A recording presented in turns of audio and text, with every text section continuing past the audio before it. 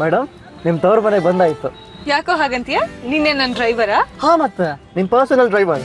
ಅಮ್ಮಂದ್ರೆ ಏನಾದ್ರೂ ಈ ಮಾತ್ ಕೇಳಿದ್ರೆ ನನ್ ಕತೆ ಅಷ್ಟೇ. ಕತೆನಿಲ್ಲ ಗೆತನಿಲ್ಲ, ಹೆಂಡತಿನ ಬದುಕಿನ ಬಂಡಿಲ್ ಕರ್ಕೊಂಡು ಹೋಗೋ ಏಕೈಕ ಡ್ರೈವರ್ ಗಂಡ ಅಂತ ಅವ್ರಿಗೂ ಗೊತ್ತಿರತ್ತೆ. ಮಾತ್ ಚೆನ್ನಾಗ್ ಆಡ್ತೀಯ. ಸರಿ ಈಗ ಹೊರಡು. ಎಲ್ಲಿಗೆ? ಆಫೀಸ್ಗೆ. ನನ್ನ ನಿಜವಾಗ್ಲೂ ಡ್ರೈವರ್ ಅನ್ಕೊಂಡ್ಬಿಟ್ಟಿದ್ಯಾ? ಇದು ಅನ್ಯಾಯ ರೀ.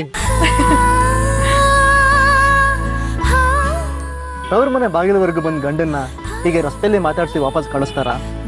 ನಾನಾಗಿ ಹೋಗ್ತೀನಿ ಅಂದ್ರು ಒಳಗ್ ಬನ್ನಿ, ತಿಂಡಿ ತಿನ್ನಿ, ಕಾಫಿ ಕುಡೀರಿ, ಅಪ್ಪನ್ ಮಾತಾಡ್ಸ್ಕೊಂಡು ಹೋಗಿ ಅಂತ ಹೇಳ್ತಿದ್ದವ್ರು ಇವತ್ತು.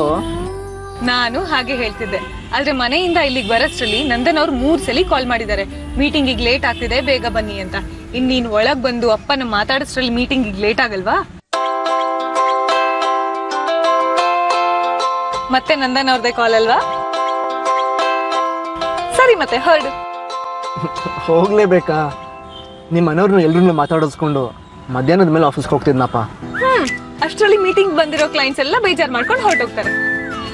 ನನ್ ಮುದ್ದು ಬಂಗಾರ ಅಲ್ವಾ? ಸಂಜೆ ನನಗ್ ಪಿಕ್ ಮಾಡಕ್ ಬರ್ತೀಯಲ್ಲ, ಆಗಪ್ಪನ್ನ ರವಿನ ಮಾತಾಡ್ಸಿ ಊಟ ಮಾಡ್ಕೊಂಡು ಹೋಗೋಣ. ಹಾ, ನಿನ್ ಜೊತೆ? ಶ್ರೀ, ಹೊರಡು. ಆಯ್ತು ಜಾನು, ನನ್ನನ್ನ ನಿಮ್ ಮನೆಯವ್ರು ಯಾರಾದ್ರೂ ನೋಡಿದ್ರೆ ಒಳಗ್ ಬರೋವರೆಗೂ ಬಿಡಲ್ಲ, ಹೊರಡ್ತೀನಿ. ಸರಿ, ಬಾಯ್.